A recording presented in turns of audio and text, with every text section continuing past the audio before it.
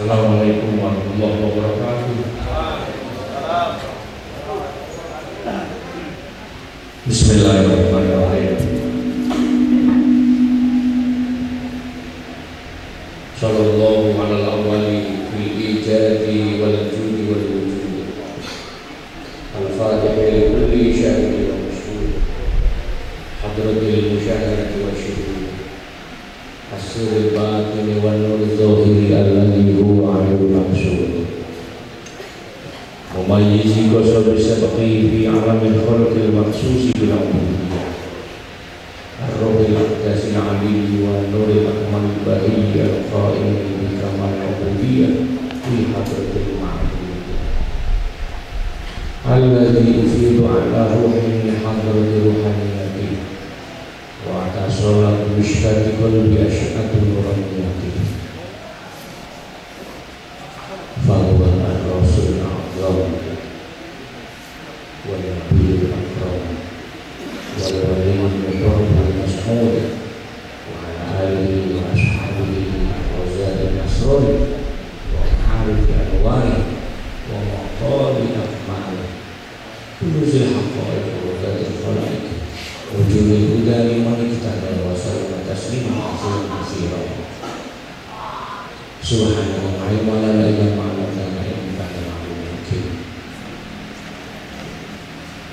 Terima kasih. Malam ini kita diundang bersama dalam satu acara festival budaya Kabupaten Tegal. Dari awal perhelatan pagelaran ada seni tari, seni teater, kemudian sastra dan saja puisi.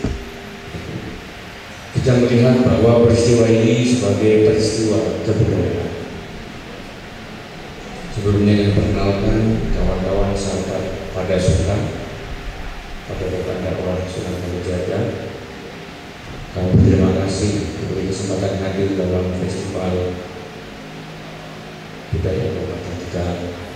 Tentu saja ini adalah jerih payah keringat dari kawan-kawan INT Kecamatan Desa Tegal yang mencintai, yang bekerja sama secara cantik, manis dan harmonis dengan KMPI Kabupaten Tegal. Kinerjanya semuanya memberikan apresiasi ya, tepuk tangan buat INT sejuta tapi juga santai. Ada beberapa hal yang saya sampaikan. Pertama, dari awal kita ngomongin budaya, tapi jangan-jangan kita ngertinya bahwa yang namanya begini-begini ini kalau ada seninya, ada tarinya itu budaya. Atau pakai topeng, atau pakai batik, atau pakai sojan itu berbudaya. Belum tentu juga. Tapi saya jadi ingat begitu menyebut KMPI sekitar tahun 1993 atau 4 itu KMPI pernah mengadakan jambore atau kemah di Brigi. Ada banyak kegiatan SMA, seluruh SMA di Kabupaten Tegal itu diikutkan dalam sebuah perkemahan. Ada beberapa lomba yang diadakan di sana, lomba pionering, lomba mendirikan tenda, lomba cerdas cermat, lomba baca puisi dan sebagainya. Dan salah satunya adalah lomba pidato bahasa Tegal yang saya ikuti. Dan hasilnya kebetulan saya juara lomba pidato bahasa Tegal. Dan ternyata sekarang saya kebetulan juga, meskipun tidak berani betul ini diundang KMPI persaingan itu. Insya Allah ini bukan lomba pidato lagi, tapi ngobrol. Orasi kejeron, nanti dikira kalau orasi itu mau perawangan, mau teriak-teriak. Saya ingin memberikan pertemuan bersama setelah kita tadi menikmati sejumlah penampilan. Kita akan sama-sama merenungkan beberapa makna penting atau hal menarik dari sisi kebudayaan yang selama ini kita alami, yang kita geluti. Nanti kalau sobat dengan semuanya sudah mulai bosan, kita panggil lagi arwahnya Kanjeng Sunan Kalijaga kembali sayur-sayurnya. Terima juga kepada para tamu yang berkenan hadir, keluarga Kabupaten Tegal. Terus terang kalau saya sambutan di depan, saya tidak biasa untuk menyebut satu persatu tokoh-tokoh negara, pemerintahan yang jelas yang mencintai rakyat Tegal. Itulah orang-orang yang menjadi pecinta rakyat Tegal. Mereka lah para wali di Kabupaten Tegal. Kita mulai dengan ungkapan budaya. Bismillahirrahmanirrahim. Ini seperti sebuah pementasan teater, sebuah pertunjukan monolog. Pertunjukan monolog atau teater kalau di panggung itu yang menarik adalah orang yang bermain hampir tidak bisa melihat penonton karena lampu spot langsung disorot kepada pemain. Tapi para penonton bisa menyaksikan dengan jelas apa yang berlangsung di atas panggung. Hal ini memberikan tanda bahwa seringkali dalam kehidupan kita sebenarnya pinginnya sawang sinawang, tapi karena ada sesuatu yang menghijabi, sesuatu yang menutupi, malah akhirnya kita tidak bisa saling sawang sinawang. Dan justru yang menghalangi ini adalah bukan sekat yang bernama tembok yang tebal, tapi justru cahaya. Justru cahaya yang menjadikan kita tidak bisa melihat tempat atau melihat pihak lain. Artinya keberadaan cahaya ternyata tidak selamanya memberikan terang, tapi justru malah akan menggelapkan. Saya mulai ungkapan pembahasan ini kepada ini karena teman-teman IMD itu adalah ikatan mahasiswa, maka saya mencoba membuka ranah atau cara berpikir, bagaimana caranya berpikir teman-teman dalam melihat apa itu budaya dan kebudayaan. Biasanya di dalam pembahasan budaya, persoalan yang sangat selalu diperhatikan adalah persoalan tradisi. Ini rada mikir, jadi kalau mau mumet seperti ini adalah persoalan tradisi. Konon kita harus menghormati, menghargai segala hal yang bersifat tradisional, seni-seni tradisional, sastra tradisi, bahkan kearifan lokal yang berbasis tradisi, pakaian tradisi, dan semua apapun istilahnya, entitasnya lalu digabungkan dengan adjektif bernama tradisi. Pertanyaannya, apa itu tradisi? Lalu hubungannya apa dengan budaya? Kalau kita bertanya apa itu tradisi, kita bertanya lagi sebenarnya, ada nggak padanan kata, persamaan kata dari tradisi di dalam bahasa Indonesia? Loh, tradisi itu sendiri bahasa Indonesia? Benar? Bukan, tradisi itu bukan bahasa Indonesia. Tradisi adalah bahasa serapan dari bahasa Inggris, tradition. Maka pertanyaannya, kalau tradition kemudian diserap menjadi tradisi, yang dimaksud dengan tradisi yang kita pahami selama ini itu apa? Saya akan mencoba memutar lebih dahulu untuk sampai kemudian apa yang berlangsung dalam keseharian kita yang dimaksud dengan tradisi ternyata begitu sangat dekat dengan kita. Saya lompat ke barat sebentar. Yang menarik, kata tradition dalam bahasa Inggris ketika digunakan untuk menerjemahkan bahasa Arab, tradition digunakan untuk menerjemahkan kata sunnah. Sunnah dalam bahasa Arab, bahasa Inggrisnya tradition. Ada tradition of prophet, itu sunnah Nabi. Loh, ini menarik, kata tradition ternyata dalam bahasa Arabnya adalah sunnah. Sementara kita tahu kalau term atau istilah sunnah dalam istilah Islam adalah sesuatu yang dilekatkan kepada Rasulullah SAW. Yang kita pahami bersama selama ini bahwa yang namanya sunnah adalah segala apa yang dilakukan oleh Nabi, pembicaraannya Nabi, perkataannya Nabi, takrirnya Nabi, afirmasinya Nabi, entah mengiyakan atau menidakkan, bahkan diamnya Nabi, itu menjadi sunnah. Dengan demikian aktivitasnya Nabi itulah sunnah. Loh, dengan demikian perilakunya Nabi itulah sunnah. Buktinya segala macam apa yang dilakukan oleh Rasulullah menjadi atau dianggap sebagai sunnah. Berbeda dengan hadis. Kalau hadis adalah dokumentasi atau catatan untuk mendokumentasikan sunnah. Jadi kalau sunnahnya adalah lakunya Nabi secara langsung, sementara hadis adalah catatannya, dokumentasinya, reportase dari peristiwa sunnahnya. Sementara sunnah adalah sesuatu atau hal yang dilakukan oleh Nabi. Kalau yang dilakukan oleh Nabi, maka kata dasarnya adalah laku. Dengan begitu tradisi, tradition, sunnah, laku. Sunnah Nabi adalah laku yang Kanjeng Nabi. Pertanyaannya menarik, semakin menguatkan ketika Sayyidah Aisyah ditanya siapa sebenarnya Rasulullah. Lalu Sayyidah Aisyah menjawab, Rasulullah itu ya Al-Quran. Al-Quran itu sendiri ya Rasul. Kalau pengen lihat Al-Quran yang berjalan ya Rasul. Dengan demikian Al-Quran sudah menunggu, sudah menjadi di dalam diri Rasulullah, lalu dilakukan, dibumikan, dipraktekkan, dimanifestasikan, ditajarikan, diselenggarakan. Jadi melakukan itulah sunnah. Pertanyaannya, bagaimana tiba-tiba seorang nabi, nanti akan sampai ke tarian, bagaimana tiba-tiba seorang Nabi Muhammad SAW melakukan sunnah?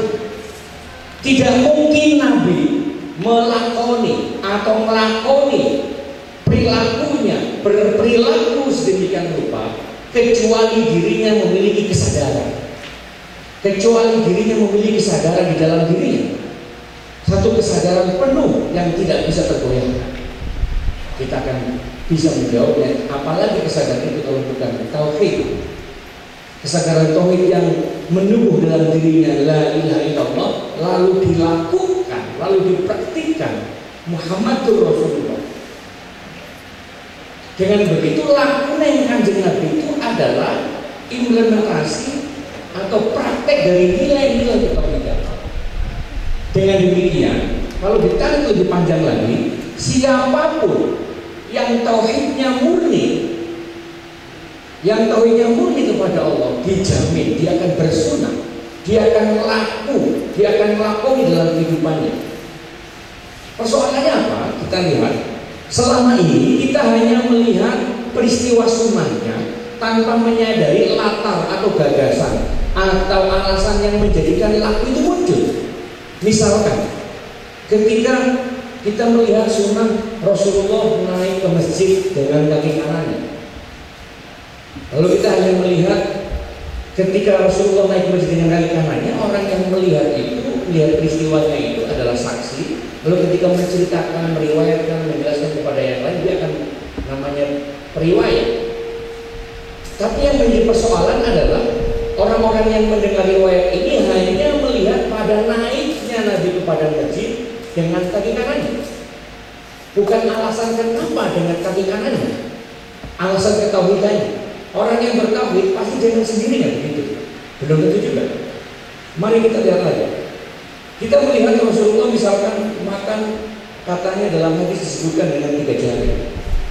Persoalannya adalah itu adalah aksi, itu adalah efek, itu adalah sunnah yang muncul dari diri Nabi atas kesadarannya. Apa kesadarannya?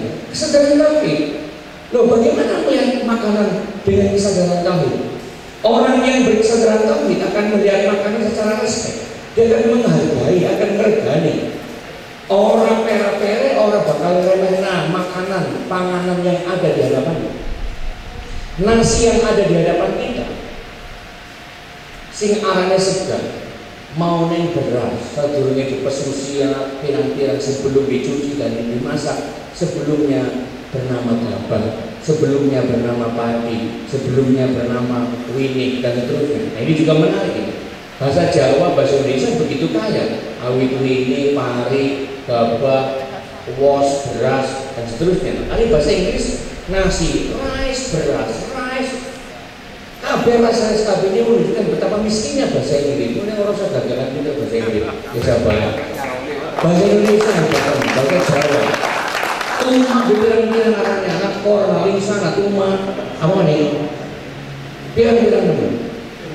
Nah, perjalanan panjang si ini, perjalanan panjang dari benih sampai ke nasi di hadapan yang sekarang ada di dalam diri kita, melewati satu proses panjang.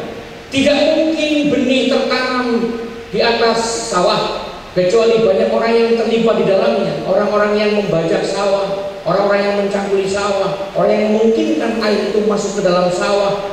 Di dalamnya orang-orang yang terlibat itu dipenuhi dengan doa-doa.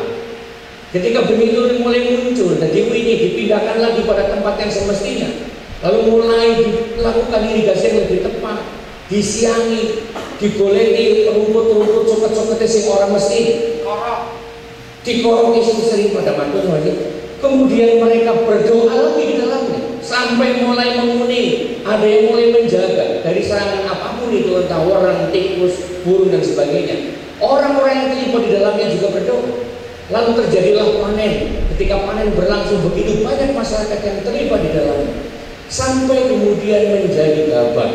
Gabah dipek, dijemur, sikilnya nanti pada ledes, panas-panas. Begitu berlangsung satu proses yang sangat panjang. Berapa lagi orang yang terlibat di dalamnya? Dari gabah kemudian sampai kepada menjadi beras, diselip, selipan, rice mill dan sebagainya. Berapa lagi orang yang terlibat di dalamnya? Dipenuhi dengan doa-doa di dalamnya. Sampai kemudian dimasukkan lagi ke dalam karung, dibawa ke toko, dibawa ke pasar, dibawa ke warung dan sebagainya, sampai di rumah kita, diambil sama ibu kita, diambil istri kita, lalu dimasak, pun harus dicuci, dipesusi dan sebagainya, lalu mulai dimasak. Mungkin ini menciptakan orang tidak proses yang sangat panjang itu dari benih sampai menjadi nasi, itu adalah satu peristiwa kebudayaan yang memungkinkan, dan bukan hanya memungkinkan, yang memastikan orang yang berhadapan dengan nasi harusnya hormat, harusnya respect, harusnya menghargai kepada apa yang dihadapannya. Karena seakan-akan sang benih atau sang nasi itu berteriak-teriak ingin menjadi, ingin menyatu kepada tubuh manusia untuk bisa bersama-sama berzikir kepada Tuhan. Lah, kok tiba-tiba cara kita menghadapi makanan dengan cara sembarangan, ngambilnya sembarangan, cara makannya sembarangan. Ya percuma saja 3 jari tapi sambil meremehkan makanan itu, ngapain juga? Jadi yang persoalannya itu adalah ketika kesadarannya utuh, kesadarannya tauhid, maka akan muncul respect, muncul lakunya itu respect. Nah, lakunya atau sunnahnya Nabi tentu saja kadang bersifat lokal, kadang bersifat sesuatu yang ada di daerahnya masing-masing, di wilayahnya masing-masing, di negaranya masing-masing. Kalau dalam ayat disebutkan bahwa setiap nabi diutus, setiap kaum diutus seorang nabi dengan bahasa kaumnya, bahasa itu adalah produk budaya, maka mestinya artikulasi atau gagasan dalam menyampaikan persoalan-persoalan tauhid juga dengan lokalitasnya, juga dengan bahasa lokalnya. Dan ini jelas sudah dilakukan oleh para wali. Prinsipnya tauhid, prinsipnya adalah keluhuran, tapi cara menyampaikannya dengan lokalitas, dengan kebudayaan-kebudayaan. Dengan begitu, tradisi adalah segala macam laku manusia yang di dalamnya muncul karena kesadaran divine reality, ada kesadaran ilahiyah, ada kesadaran yang luhur. Maka bisa jadi seorang penari karena saking cintanya kepada Tuhannya, cinta kepada alamnya, begitu cintanya sehingga tubuhnya tiba-tiba meliuk, bergerak kesana kemari, ekspresi tubuhnya, karena memang metabolisme dalam tubuh manusia itu adalah khasanah yang memungkinkan, khasanah yang juga sama-sama bekerja sama untuk kembali kepadanya. Prinsip innalillahi wa inna ilaihi raji'un adalah untuk semuanya, bukan hanya daun, pohon, matahari, bulan, bintang, dan lautan, tapi juga darah, jantung, daging, tulang yang ada dalam diri kita, enzim-enzim, bahan-bahan kimia, unsur-unsur sampai atom-atom dalam diri kita juga sama semuanya kembali kepadanya. Maka cara kembalinya bisa dengan ekspresi puitik, bisa ekspresi teatrikal, bisa ekspresinya dance atau tarian atau joget. Ekspresi-ekspresi itu tentu saja selama berangkatnya dari kesadaran ilahiyah, dia menjadi laku dan menulis. menjadi lakunya manusia. Maka kita kembali lagi beberapa persoalan-persoalan yang bisa kita lihat. Yang namanya kebudayaan kemudian bukan yang penting sebuah atau kabupaten misalkan ada banyak gedung-gedung yang bernama budaya. Kebudayaan itu menjadi satu peristiwa aktivitas sehari-hari akhirnya. Bukan persoalan kegiatan yang seperti ini doang. Kebudayaan itu bukan hanya tarian, teater, baca puisi di tempat-tempat yang diselenggarakan dengan tata cahaya, dengan musik. Bukan semacam itu. Itu menjadi upacara, itu menjadi ritual. Tapi peristiwa kebudayaan yang sebenarnya adalah sejak bangun tidur sampai tidur lagi, itulah kebudayaan. Dengan begitu bisa kita lihat dimanapun, negara manapun, bangsa manapun yang memiliki peradaban kebudayaan yang besar adalah bangsa yang memiliki kesadaran ilahiyah begitu kuat. Barang siapa kesadaran Tuhannya begitu kuat secara murni, pasti berkebudayaan. Mesopotamia, Babilonia, Mesir, dan sebagainya adalah jangan disebutkan hanya itu, tapi sejak zaman Majapahit, Kutai, Tarumanegara, Pajajaran adalah kesadaran-kesadaran ilahiyah yang kemudian melahirkan peradaban, melahirkan keadaban. Dengan begitu persoalan kebudayaan harus dikeruk, digali dari yang paling dalam, yaitu kesadaran ilahiyah. Bukan template anak kecil hanya sekedar dikenalkan corak-coraknya, itu iya, tapi bagaimana dia mengenal Tuhannya dengan baik. Bagaimana mengenal Tuhannya dengan baik? Dimulai dengan mengenal dirinya dengan baik. Man arafa nafsah faqad arafa rabbah. Siapa yang mengenal dirinya akan mengenal Tuhannya. Siapa yang mengenal Tuhannya pasti berbudaya. Siapa yang mengenal Tuhannya pasti menjadi pribadi yang berbudaya. Maka sebenarnya pribadi sosok yang disebut sebagai budayawan sejati adalah Kanjeng Nabi Muhammad Shallallahu Alaihi Wasallam. Dialah budayawan yang sebenarnya. Yang usah apa? Kabar-kabar yang kelakasan, kuil-kuil, siri bela. Ketika Rasulullah sebagai seorang budayawan, maka kita bisa berkata rahmatan lil alamin ya Rasulullah. Saya pastikan karena kesadarannya itu adalah lokalitas, kita akan bertanya-tanya.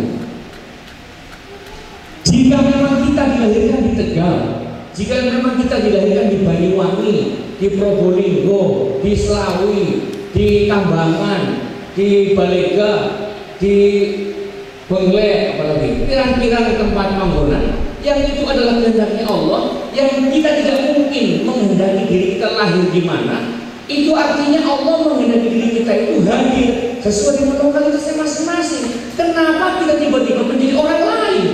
Kenapa kita tiba-tiba menjadi orang yang tidak hadir di dalam bumi, di dalam tanah yang dilahirkan? Kayak orang kelingan sendiri mereka. Ya orang apa sama orang. Jadi ketika kita tiba-tiba tampil menjadi orang lain yang lokalitasnya jelas, kita ini ada Jawanya, ada Arabnya juga, ada Cinanya juga, ada Papuanya juga, dan seterusnya. Ini menunjukkan bahwa begitu kayanya kita. Jangan-jangan ketika Allah melahirkan kita itu di Banyumas, karena Allah lebih tahu bahwa kau akan mengetahui diriku, akan mengenal diriku dalam konteks kebanyumasanmu. Jika engkau ingin mengenal diriku, kata Tuhan, maka sadari dirimu itu dari mana. Oh, saya dari Lebak Siu. Gali terus ke Lebak Siuanmu, karena engkau akan menemukan diriku di sana.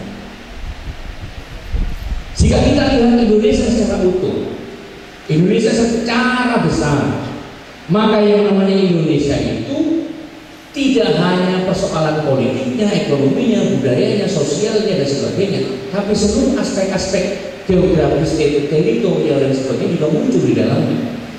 Kalau kita misalkan yang namanya budayanya Indonesia, bagaimana kita menyebut budaya Indonesia? Tidak bisa, kecuali kita harus serentak membicarakan atau serentak berkata budaya Aceh. Budaya Aceh itu sudah berapa jenis budaya? Budaya Sumatera Barat, budaya Sumatera Selatan, budaya Lampung, budaya Banten, budaya Jawa Barat, budaya Jakarta. Itu ngomongnya bareng misalnya dari Sabang sampai Merauke. nggak bisa. Yang bisa adalah budaya Indonesia, budaya Nusantara.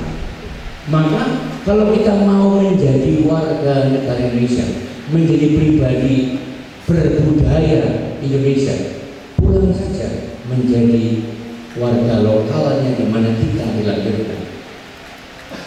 Rasulullah lahirnya di Mekah, maka kesadarannya di Mekah Arabian. Dia tidak mengadopsi budaya manapun, ya lokalitasnya. Maka kita yang dilahirkan dalam lokalitasnya masing-masing mestinya kita harus mengekspresikan kesadaran itu dalam lokalitasnya. Orang percaya dia belum musuhnya. Panjenengan apal doa bahasa Arab, Rabbana dengan puji hasanah, doa apa maning sapu jagat, doa apa maning Ustaz Susi, doa pirang-pirang doa. Tapi sing apal artinya meskipun macamnya Arab daki fasih nemen, artinya pun mesti sing muni itu bahasa lokalnya, bahasa ibunya. Allahumma Allah haqqo aus pirang-pirang ngomong Arab, tapi yang ngerti artinya mesti yang muncul yang memberikan greget adalah bahasa lokalnya. Ini menunjukkan bahwa lokalitas itu lebih dekat. Persoalan primordial adalah persoalan yang paling dekat diri kita kepada Tuhan. Wes masuk di sini. Lagu apa namanya? Yuk. Iwak peyek. Oke, mas, coba ngomong berkaya. Ya, secara filosofis bisa dibayangkan pengetahuan yang ada di timur adalah pengetahuan yang mendapatkan sinaran cahaya, sementara pengetahuan yang ada di barat adalah justru pengetahuan yang ketika matahari telah tenggelam dan tidak mendapatkan pandangan cahaya. Dan kalau tiba-tiba kita begitu bangganya dengan barat, segala apa yang ada dari barat kita coba kalau kita pakai, kita kenakan dalam diri kita, sementara kita sendiri punya tradisi, punya hasanah yang lebih kaya dan lebih agung, dan tentu saja lebih nyambung dengan Tuhan. Kita akan kangen kepada bapak tani, para pembajak sawah yang biasanya pagi-pagi sudah mengeluarkan kerbau atau sapi dari kandangnya lalu digiring ke sawah. Kesemuanya bapak saya kita mesti boleh untuk traktor karena peningkatan produktivitas ekonomi, karena peningkatan. Oke. Kita semuanya setuju peningkatan. Terus kalau sudah meningkat mau apa? Kebahagiaan apa yang sedang diraih? Kebahagiaan seperti apa yang dicari? Dulu ketika Pak Tani menggunakan kerbau bajak sawahnya, dia bahagia karena dapat melantunkan lagu-lagu, dapat mendengarkan kidung-kidung yang tak terbayangkan, yang senantiasa nyambung kepada Tuhannya. Tapi ketika menggunakan bajak sekarang mesin namanya, yang dibikin adalah solar, bensin dan sebagainya, persoalan tata politik, ekonomi dan sebagainya yang membingungkan. Jadi boro-boro nyambung dengan pangeran, tapi persoalannya sangat teknis dan mekanis, sehingga dirinya ribet mengurusi persoalan-persoalan yang sebenarnya dan semestinya tidak perlu diurus. Kita juga semakin bingung. Begitu cepatnya cepat paningan di sini, cepat paningan di mana? Saya kira yang namanya dari dulu itu, sindungnya makan sekolah yang mau jam itu, belebu ya jam itu. Nggak tahu apakah hanya geser setengah 7 atau jam 7.30 mungkin persoalan. Kita semuanya saat ini sarapan mulai aneh lulus sudah sedikit. Karena pengen cepat-cepat, jadi anak beras ceklek terus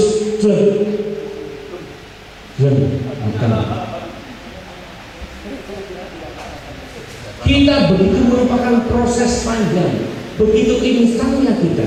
Makanan yang kita makan, yang kita dalam instan, minumnya instan, perilakunya instan, menjadi politisi juga instan, menjadi artis instan, aktif di LSM instan, mengambil tunggangan yang kemudian hanya untuk mengeruk keuntungan. Ya asli karena pengen beli.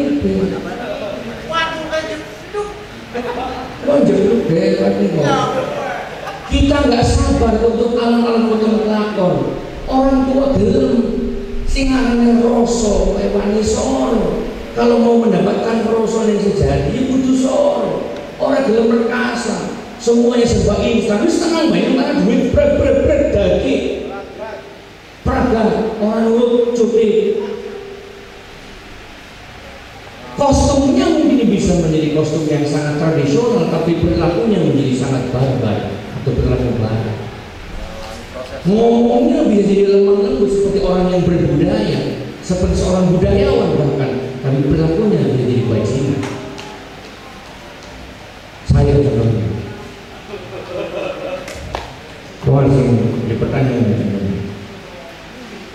Pada renungan ini, dalam orasi budaya saya lebih tepat menyebutnya renungan kebudayaan atau renungan budaya.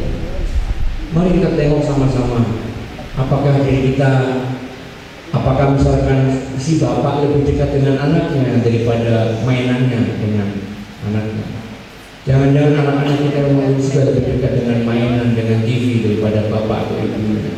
Jadi jangan salah ketika ilmu atau kita sering dengar ngomong sinau belajar lah boleh setan. Anak-anak kita sudah dididik untuk belajar kepada setan. Gurunya bernama permainan yang tidak jelas, gurunya bernama game dan sebagainya, PS permainan setan kan begitu. Nonton TV sing orang jelas. Mulai Tegal itu gawe TV dewek kok. Kapan gawe TV dewek?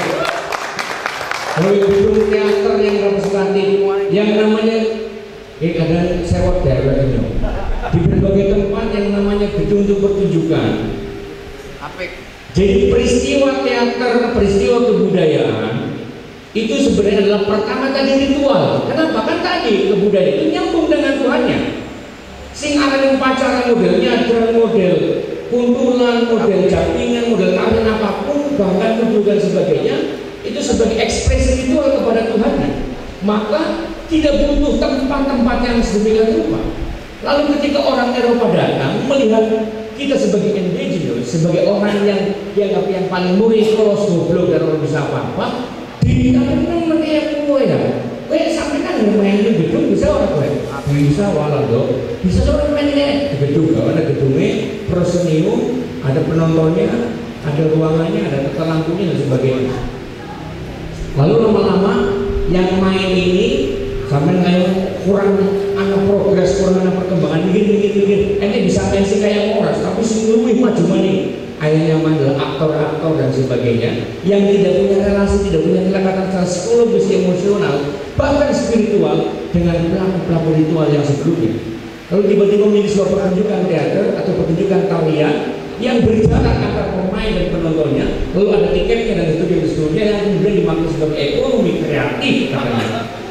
Lalu peristiwa itu berlangsung sebagai peristiwa pariwisata, peristiwa kebudayaan katanya. Padahal ini yang main pokoknya kita main sih penting oleh duit, kemudian yang nonton pokoknya aku nonton pokoknya yang senang, pokoknya harus bayar kok. Asalnya umuman.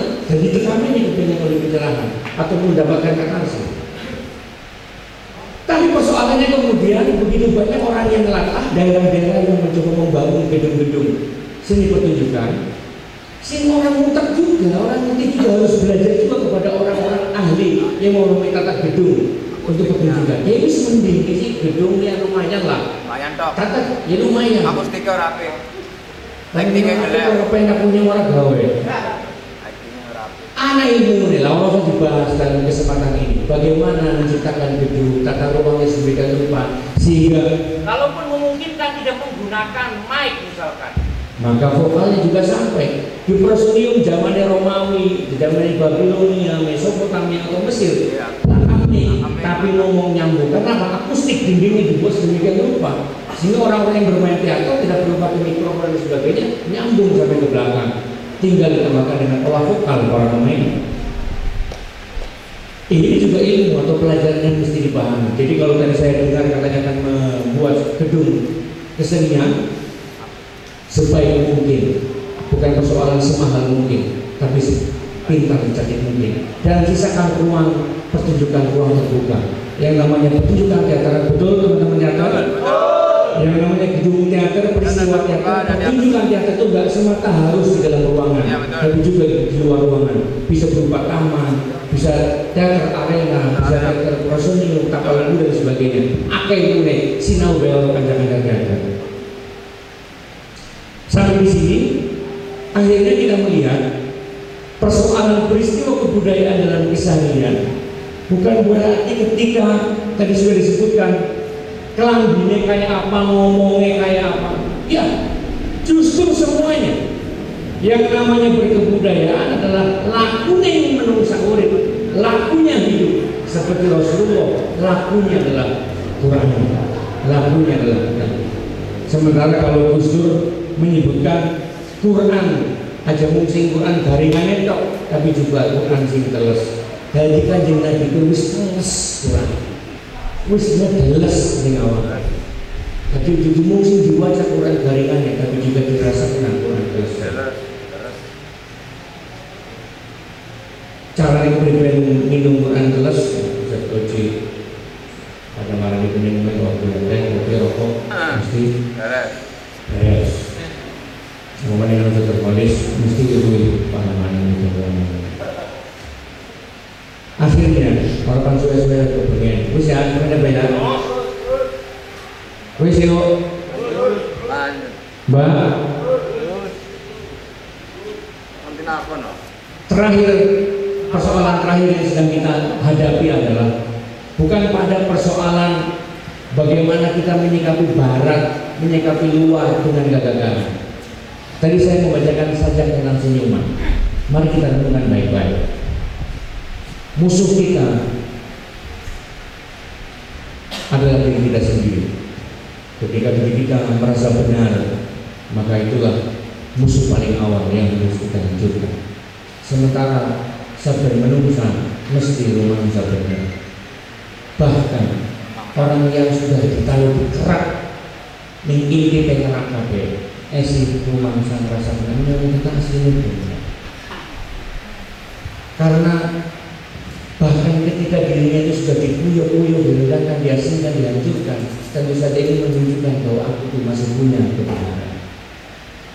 Bolehlah orang lain menilai bahwa kita memiliki banyak kesalahan-kesalahan, tapi yang terpenting saya kira adalah bagaimana memungkinkan kepada orang lain untuk tidak merugikan, apalagi mencelakakan, apalagi menghancurkan orang lain. Kita mulai menghormati orang lain dengan menghormati diri kita sendiri, berterima kasih kepada diri kita sendiri atas apa yang diberikan Allah kepada diri kita. Kenapa ini saya tekankan? Ini bukan khotbah atau ceramah. Yang namanya kebudayaan memang dimulai dari laku hidup. Kalau mau ngomong latihan teater, latihan puisi, latihan drama, latihan melukis, bikin menulis dan sebagainya, ada yang mulai tersendiri. Itu ekspresi-ekspresinya. Salah satu ekspresi manusia itu pertama urusannya adalah aku. Baik. Takrul mani bisanya muncul kebudayaan. Misalkan minta ini mungkin ya. Oh ini mas. Ngomong begini dan besok kan itu bro. Esok terpongkol.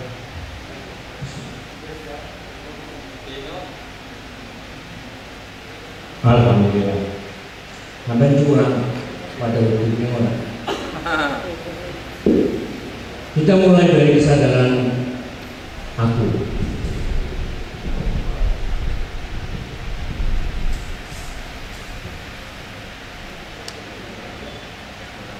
Setiap diri manusia kabeh duwe aku ning dewek-dewek. Bahkan dalam hal yang paling sederhana, aku pengen minum, aku pengen mangan, aku panadus, aku panduru, aku pandojo, aku pan Melayu, aku pan dari polisi, aku pan dari tentara, aku pan dari bupati, aku pan dari pirang-pirang. Ketika ngomong aku, aku itu sebenarnya dia sedang ngomong ada, sedang ngomong wujud. Dia sedang menegaskan wujudnya sendiri, eksistensinya sendiri, keberadaannya sendiri. Bahkan tidak perlu dengan menyebutkan kata aku. Ketika orang ngomong, sebenarnya dia sedang menegaskan aku. Saat ini tengah terjadi bla bla bla. Tadi saya ketemu anak, dia sedang bercerita bahwa ada aku di sana. Akulah, ada aku. Aku itu ada. Jadi hal yang sangat mendasar pada diri manusia adalah yang paling fundamental. Pingin diakui nyawa anak. Aku itu ada. Tolong Kira-kira begitu. Ada orang miskin di sana. Ketika kita meremehkan mereka, pemerintah meremehkan mereka, berarti kita tidak menganggap mereka, berarti kita tidak menganggap keberadaannya. Kan begitu. Dan orang akan sakit hati, orang akan merasa tertindas ketika tidak diredami dalam pengertian dianggap langka. Jadi hal yang paling mendasar, yang paling hakiki dari manusia adalah pengen menunjukkan bahwa nyongke anak kene aku ada, hak aku sekali, saya sekali.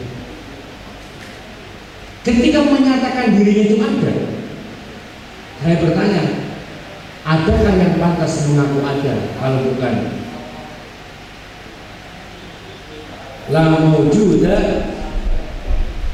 la ma'buda illallah, la maqsuda illallah, la mawjuda illallah. Tidak ada yang berhak, tidak ada kemawjudan, tidak ada keberadaan, tidak ada eksistensi apapun illallah kecuali Allah.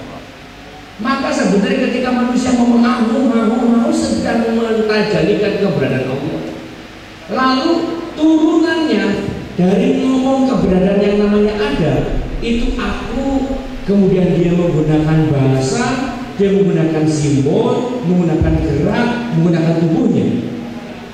Bahasa, simbol, tubuh, gerak itu namanya budaya. Bahasa budaya bukan? Bahasa budaya apa juga? Budaya, buktinya beda-beda. Bahasa Sunda, bahasa Kawi, bahasa Jawa, bahasa Sanskrit, bahasa Amerika, bahasa Inggris, bahasa Prancis, bahasa Arab, dan seterusnya. Dan semakin banyak bahasa, begitu banyak sekali bahasa. Ekspresinya banyak. Yang diungkapkan, yang dipersoalkan, kita akan bertengkar hanya gara-gara soal budaya.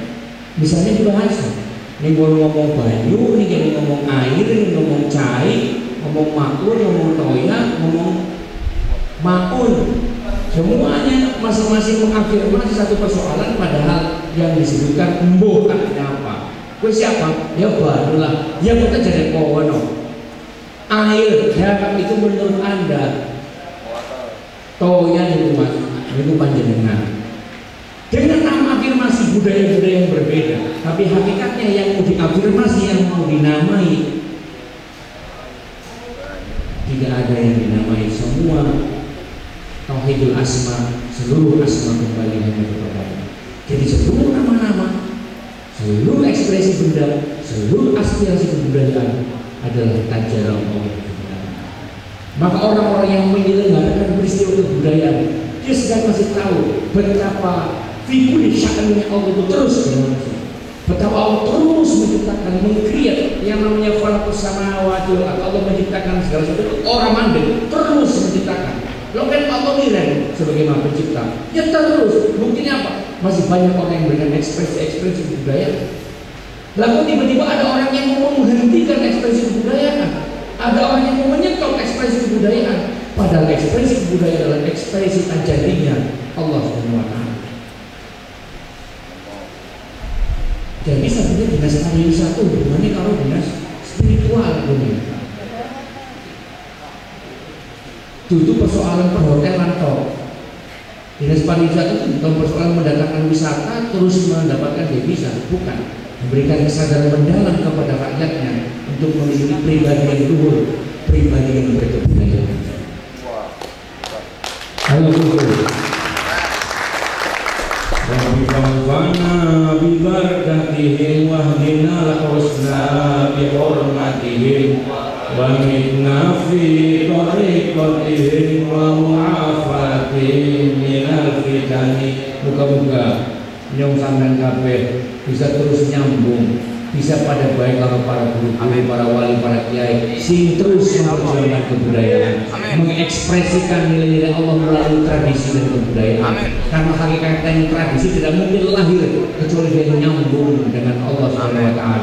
Jadi mestinya kiai itu juga jadi budayawan, mestinya seorang ustadz juga harus menjadi seorang budayawan. Karena sebagaimana disebutkan di depan, budayawan yang sejati adalah Rasulullah SAW. Yang terakhir, bahkan saya akan tegaskan lagi bahwa Rasulullah adalah seorang budayawan yang membuktikan kemanusiaannya. Pada surat Al-Kahfi di ayat 110 yang sangat fundamental. Ketika Rasulullah diminta untuk memberikan satu penegasan, ini saya sebut sebagai ayat budayawannya Rasulullah. Qul innama ana basyarun mislukum yuha.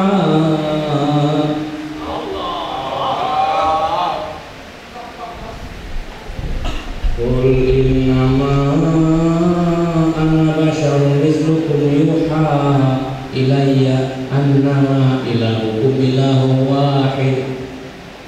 Faman kana yarju liqa'a rabbih falyamal 'amalan shalihan wa la yusyrik bi'ibadati rabbih ahada. Jelas kalimatnya. Kanjeng Nabi diminta dawuh, kul ketika sira Gusti Nabi, innama ana ngomong kepriben, innama ana basyarun, innama ana ing kesine utawi ingsun iku basyarun, manungsa. Kalimat atau diksi yang digunakan Rasulullah, yang digunakan Allah melalui ayat itu adalah basyarun. Ada banyak kata dalam Al-Quran yang berarti manusia. Ada anas, ada insan, ada bani Adam. Tapi kenapa yang digunakan basyar? Ini menunjukkan betapa Rasulullah itu memang sama dengan kita dalam konteks basyariahnya. Basyar itu istiqomahnya sama dengan kulit. Betapa kita sama dengan Rasulullah dalam konteks biologisnya, sebagai makhluk lokalitasnya. Yang dilahirkan di Papua, dilahirkan di Aceh, dilahirkan di Jawa, di Arab, di Afrika, di Eropa dan sebagainya, itu basyariah. Sesuatu yang sifatnya manusiawi, kemanusiaan. Persoalannya, ana basyarun mislukum, persis seperti kalian. Yuha ilayya, saya mendapatkan wahyu. Wahyunya adalah annama ilahukum, aing pestine utawi pangeran ira kabeh iku ilahun pangeran wahidun kang suci. Terus sawat gitu loh, dan pangeran yang dicipri be. Faman mangko utawi sapane wong kana nasapa manana iku yarju ngarep-ngarep suman ngarep-ngarep niku arupi ketemuan maring pangeran iman. Sapa wong sing pengen ketemu karo pangeran iman, sapa baik kita semua yang pengen sampai kepada Allah, apa yang dilakukan? Falyamal amalan sholihah, maka lakukan amal soleh. Kenapa yang dilakukan bukan persoalan-persoalan lain, tapi amal soleh? Amal soleh itu adalah estetika. Amal soleh adalah ekspresi kesenian. Serius. Soleh itu tidak mungkin muncul kalau tidak ada khair. Khair itu tidak mungkin muncul kalau tidak ada sidik. Jadi sidik dulu, baru khair, baru soleh. Benar, apik, lebih indah, logis, etis, dan estetis dari orang Yunani. Jadi pertama ngomong logos dulu, secara logika kita harus benar dulu, ilmu ontologinya harus benar. Lalu kemudian khair, kita melakukan epistemologi juga tepat, lalu sampai pada solih, estetika. Jadi amal soleh adalah amal yang indah, amal yang estetis. Maka pribadi yang amalnya soleh adalah orang yang indah. Siapapun orang yang melakukan kebenaran, ketika dia istimror terus-menerus istiqomah melakukan kebenaran, dia akan menemukan kebaikan. Kebaikan yang terus dilakukan terus-menerus, dia akan mendapatkan keindahan dan ekspresinya menjadi laku yang indah. Dengan begitu, Nabi menegaskan, saya ini manusia biasa seperti kalian, tapi saya kasih tahu ya, bahwa saya mendapatkan wahyu di mana Tuhan itu esa, dan kita bisa sampai kepadanya kalau kita melakoni amal yang indah. Cukupkah itu? Tidak. Persoalan kebudayaan itu tidak hanya cukup dengan indah-indahnya saja, karena ujung kalimat atau ayat ini adalah wala yusyrik bi ibadati rabbih ahada. Karena kita persoalan sudah indah-indah itu, gak boleh lagi di pucuknya ditambahkan dengan wala yusyrik bi ibadati rabbih ahada. Gak boleh musyrik dalam persoalan beribadah kepada Allah. Siapapun di antara kita bisa mengkritik acara sajenan, acara sadrangan, acara kenduren, acara apa, bisa mengatakan musyrik. Dari mana dasarnya? Ketika di dalamnya berlangsung kebutuhan selain Allah, iya. Nah kalau begitu di dalam orang sholat, haji, puasa pun bisa terjadi kemusyrikan. Ketika orang melakukan sholat atau aktivitas sentuhan apapun yang bahkan di fikih disebutkan, tapi niatnya bukan kepada Allah, bahkan menjadikan amal itu sebagai iman, sebagai gelantungan, bahkan menjadi berhala. Karena nyong sebagai kentang nyong berarti kayak dia. Anggar nyong bisa kayak kita karena nyong wil dari kentang, nyong mesti bisa kayak ya orang-orang. Itu menjadi kemusyrikan yang amat sangat. Minalaman berkitima di al-amal yang musuhnya roda yang bermusyrikan itu kenapa ya? Bagaimana kita? Jadi persoalannya bukan pada ekspresi-ekspresinya, tapi muatan yang melakarinya. Sama saja, kita boleh saja kita akan mendebat ini punya keris banyak banget nih Sumba. Si wajah ini kerisnya banyak banget di rumah. Musyrik itu sama saja naruh keris dengan naruh lafaz Arab-Arab atau naruh sajadah atau amal kita dianggap sebagai berhala, sebagai sesuatu yang bisa memberikan perlindungan, sama ketika kita menganggap keris seperti itu. Ketika keris kita pahami sebagai sesuatu yang memberikan energi. Aku percaya listrik itu ada seterusnya musyrik Pak. Ya enggak, tapi itu masalah ilmu fisika. Keris juga bisa dijelaskan dalam ilmu fisika, dalam ilmu kimia. Ada orang ngerti kan bahaya. Ini persoalan yang tidak bisa dijelaskan, terus tiba-tiba kita mengatakan itu salah. Benar dulu, baru kemudian khair, lalu soleh. Ini semakin menegaskan betapa Rasulullah memang seorang budayawan. Betapa Rasulullah memberikan contoh langsung, menjadilah manusia yang berbudaya dimanapun kalian dilahirkan. Jadilah dirimu sendiri, jadilah Tegal yang sebenarnya Tegal, dan mencarakan balik kepada ketegalan yang masing-masing. Anak orang Tegal, mungkin Tegal kepada hal-hal yang tidak tepat untuk Tegal. Nanti menjadi Tugel. Jika demikian, saya kira kemudian lanjutnya bisa menjadi Tegalan, rumput ilalang yang rimbun, yang dipenuhi dengan taman-taman. Itu baru Tegalan yang bagus, yang Tegal yang harum, Tegal yang wangi, Tegal yang bunyi, Tegal bahari, lewat Tegal. Terima kasih Ketua IMT Ciputat yang menjalankan acara ini. Tepuk tangan yang mulia kepada Ketua IMT di Kabupaten Tegal. Apresiasi tepuk tangan untuk beliau juga. Ini acara sudah 2 tahun berlangsung, saya kira jangan dianggap remeh, menjadi acara yang terus-menerus, bukan hanya acara seremonial yang belaka, tapi rentetan yang menuju arah sini. Kepada acara ini mestinya digelar, diberlangsungkan. Kalau mau ada acara lomba atau festival teater, harus berlangsung prosesi pendidikan, pengarahan, penyuluhan, kurasi kepada teater. Kalau mau ada lomba baca puisi, harus ada pelatihan baca puisi. Kalau mau ada lomba tari, harus ada pelatihan tari, dan seterusnya. Peristiwa kebudayaan bukan semata peristiwa pertunjukan, peristiwa keseharian dalam kehidupan yang paling nyata. Terima kasih. Terima kasih, terima kasih. Setelah saya salam, akan ditutup dengan satu lagu terakhir. Wa'afuminkum. Wallahu muwaffiq ila aqwamit thoriq. Wassalamualaikum warahmatullahi wabarakatuh.